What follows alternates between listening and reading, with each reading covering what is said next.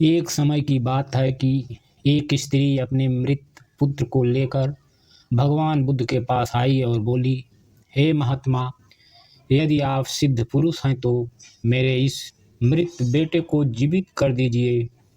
बुद्ध ने कहा, देवी, मैं तेरे पुत्र को अवश्य जीवित कर दूंगा। जा, उस घर की थोड़ी सी मिट्टी मुझे ला के दे जिस घर में किसी की मृत्यु ना हुई हो। ऐसा सुनकर वह स्त्री दर बदर भटकती रही, पर उसे कोई ऐसा घर नहीं मिला जिसमें किसी की मृत्यु ना हुई हो। घूमते घूमते वह थक गई। उदास होकर वह गौतम बुद्ध के पास लौट आई और बोली, महात्मन, मुझे तो ऐसा कोई घर नहीं मिला जिसमें किसी की मृत्यु ना हुई हो।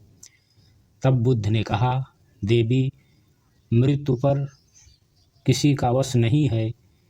जिसने जन्म लिया है उसकी मृत्यु निश्चित है। अब तुम ही बताओ, मैं तुम्हारे पुत्र को कैसे जीवित कर सकता हूँ? यह तो प्रकृति का नियम है।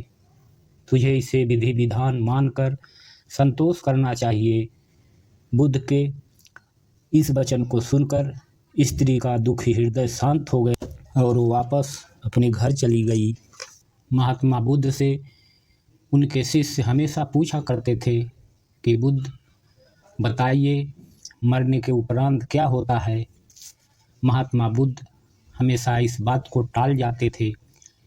एक बार उनके एक शिष्य ने जवाब जानने की ठान ली। उसने फिर वही सवाल किया तो महात्मा बुद्ध ने हंसकर टाल दिया।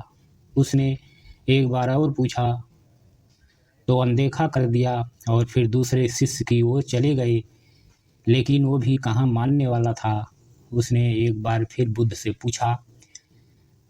तब महात्मा बुद्ध ने उसे जीवित और मृत के रहस्य के बारे में बताया कि पहले इसे जानो कि ये कहाँ से आया है।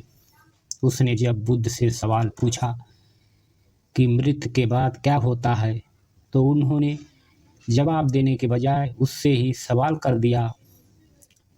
उन्होंने शिष्य से पूछा, मान लो तुम्हारे शरीर में कहीं से तीर आकर लग जाए, तो सबसे पहले तुम क्या करोगे? तुम उसे निकालोगे या पता करोगे कि तीर कहाँ से आई है और इसे किसने मारा है? शिष्य ने कहा, भगवान, सबसे पहले मैं तीर को निकालूंगा और अपने घाव में मरहम पट्टी लगाऊंगा।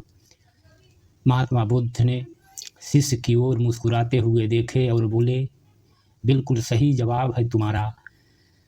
हमें जीवन मिला है, जीने के लिए हमें कितना संघर्ष करना पड़ता है। जीवन में इतने दुख हैं, हमें अपनी ऊर्जा और दुखों के निवारण के लिए खर्च करनी चाहिए, ना कि ये सोचकर अपना वर्तमान या भविष्य खराब करना चाहिए कि मरने के बाद क्या होगा। शिष्य बुद्ध की बात समझ चुका था। उसे अपने सवाल का जवाब मिल चुका था। दोस्तों, इस कहानी से यही सीख मिलती है कि जीवन में आए हुए दुखों का निवारण करना सबसे पहले ज़रूरी है, ना कि इसके बारे में सोचकर अपना भविष्य ही बर्बाद कर लें। आज के लिए बस इतना ही। मिलते हैं अगले वीडियो में। आप सभी लोग हमारे चैनल को लाइक और सब्सक्राइब ज़रूर कर लें। आप सभी लोगों का सपोर्ट ही हमारे मनोबल को बढ़ाता है। धन्यवाद। जय हिंद। वंदे मातरम।